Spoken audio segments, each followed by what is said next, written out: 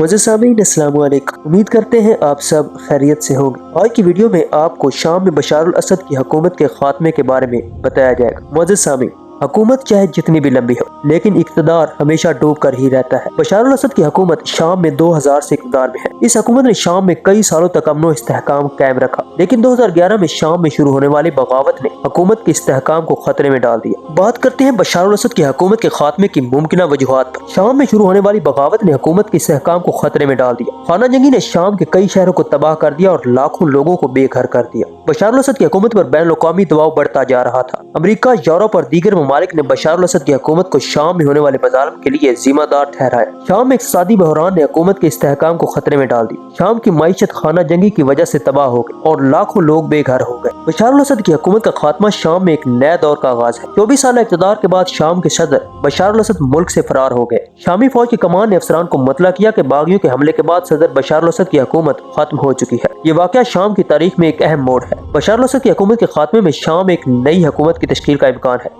شام کے لوگوں کو امید ہے کہ نئی حکومت ان کے مسائل کو حل کرے گی اور استحکام کی طرف لے کر جائے گی۔ شام کی خانہ جنگی میں روسی مداخلت نے بشار الاسد کی حکومت کے خاتمے میں اہم کردار ادا کیا۔ ستمبر 2015 میں روسی فوج نے شام میں فضائی حملے شروع کیے، جس کا مقصد دولت اسلامیہ اور دیگر باغی گروہ کے خلاف لڑنا تھا۔ اس مداخلت نے شام کی حکومت کو مختلف حکومت مخالف گروہوں سے علاقہ واپس لینے میں مدد کی۔ شام کی حکومت نے روسی مداخلت کی بدولت کئی حکومت مخالف گروہوں کو شکست۔ مارچ 2016 میں شام کی حکومت نے پالمیرا کو دولت اسلامیہ سے واپس لیا۔ دسمبر 2016 میں شام کی حکومت نے حلب کو باغی گروہ سے واپس لیا۔ شام میں روسی مداخلت پر بین الاقوامی رد عمل منقسم رہا۔ کچھ ممالک جیسے کہ چین، مصر، عراق اور بیلاروس نے روسی مداخلت کی حمایت، جبکہ دوسری طرف امریکہ اور اس کے حلیفوں نے روسی مداخلت کی مذمت کی اور شام میں حکومت کے خلاف پابندیاں نافذ کی۔ شام کی خانہ جنگی 2011 میں شروع ہوئی، جس نے ملک کو تباہ کر دیا۔ بشار الاسد کی حکومت نے اپنے مخالفین کے خلاف شدید کریک ڈاؤن کیا، جس کے نتیجے میں ہزاروں افراد ہلاک اور لاکھوں بے گھر ہو گئے۔ حلب میں جیت خانہ جنگی کے خاتمے کی سمت ایک بڑا قدم تھا۔ شام میں حکومت مخالف عسکریت پسندوں نے دعویٰ کیا کہ وہ دمشق میں داخل ہو گئے اور ملک بھر میں پیش قدمی کر رہے ہیں، اور بظاہر اسد خاندان کے 50 سالہ دور حکومت کا خاتمہ ہو چکا ہے۔ اسد خاندان شام میں 50 برس سے زائد عرصے تک برسر اقتدار رہا۔ 1971 میں بشار الاسد کے والد حافظ الاسد نے اس وقت حکومت کا تختہ الٹ کر اقتدار میں آئے۔ حافظ الاسد سن 2000 میں اپنی موت تک اقتدار میں رہے۔ وہ 19 برس تک شام کے صدر رہے۔ حافظ الاسد کی موت کے بعد ان کے بیٹے بشار الاسد نے اقتدار سنبھالا۔ باپ بیٹے نے مشترکہ طور پر 54 سال سے زائد شام پر حکومت کی۔ حکومت کے خاتمے پر دمشق میں گولیاں چلنے اور دھماکے سنے جانے کی بھی اطلاعات ملی ہے، جبکہ لوگ سڑکوں پر نکل آئے اور جشن میں نعرے بازی بھی کر رہے ہیں۔ اس حوالے سے شامی باغی گروہ کا کہنا ہے کہ جشن کے دوران ہوائی فائرنگ کی اجازت نہیں ہے۔ عوام کی جانب سے امیہ اسکوائر پر بھی جشن منایا گیا۔ شہری شامی فوج کے ٹینکوں پر چڑھ گئے اور دمشق میں باغی ملیشیا کو کسی قسم کی مزاحمت کا سامنا نہیں کرنا پڑا۔ دمشق کے قریب جیل سے ہزاروں قیدیوں کو بھی رہا کر دیا گیا۔ جنوبی شام میں بھی باغی فورسز نے ملک کے اہم علاقے پر قبضہ کر لیا۔ یہ وہ علاقہ ہے جہاں سن 2011 میں صدر بشار الاسد کے خلاف احتجاجی تحریک نے جنم لیا تھا۔ حکومت کے خاتمے کے بعد بشار الاسد طیارے میں سوار ہو کر نامعلوم مقام پر روانہ ہو۔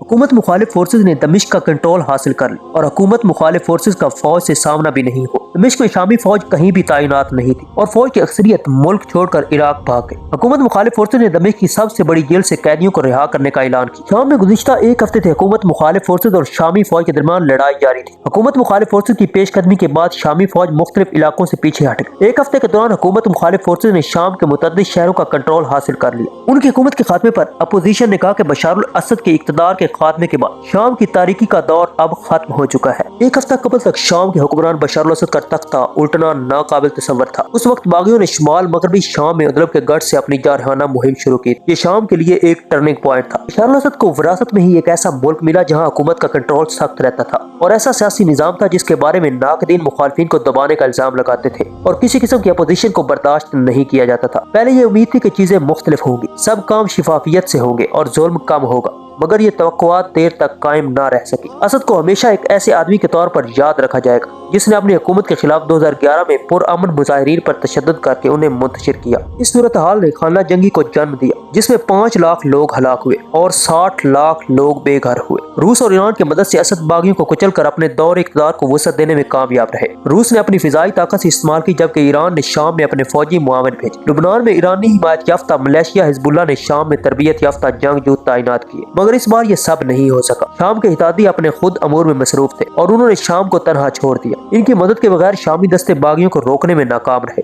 बाद मुकामात पर दस्तों ने बागियों को रोकने की कोशिश ही नहीं की। इन बागियों की क़यादत सख्त गिर इस्लामी गिरोह हय्यत तहरीर शाम ने। पहले बागियों ने हलब पर कब्जा किया, जो मुल्क का दूसरा सबसे बड़ा शहर है। उन्हें बहुत कम मुज़ाहमत का सामना करना पड़ा। फिर हमा और कुछ दिन बाद हमस जैसे अहम शहर भी बागियों के हाथों में चले गए। दमिश्क तनहा रह गया था। ये सिर्फ कुछ घंटों की बात थी। यूं बागी दारुल हुकूमत में दाखिल हुए जो असद की ताकत का गढ़ था। यमन में ईरानी हिमायत याफ्ता हौसी बागियों को बारहा फिजाई कार्रवाइयों में निशाना बनाया गया। इन तमाम गिरोहों के अलावा इराक में मलेशिया और गजा में हमास, इन सब की मदद से खिते में ईरान का मज़ाहमत का महवर तश्कील पाता था। मगर अब इस नेटवर्क को संगीन नुकसान पहुंचा है। इसराइल की जानिब से इस नई सूरत हाल का खैर मकदम किया जाएगा, क्योंकि ये ईरान को अपने लिए एक खतरा समझता है। कई लोगों का ख्याल है कि तुर्की की मर्जी के बगैर ये सब मुमकिन नहीं था। तुर्की शाम में बागियों की हिमायत करता है, मगर उसने हय्यत तहरीर शाम की पुश्त पनाही के इल्जाम की तरदीद की है। कुछ देर तक सदर तैयब उर्दोगान असद पर जोर दे रहे थे कि मुज़ाकरात के जरिए इस मसले का सफारती हल तलाश किया जाए ताकि शामी पनाहगज़ीन वापस लौट सके। तुर्की में इनकी तादाद 3 लाख तक है, जो मुकामी सतह पर एक हिसास मसला बन चुका है,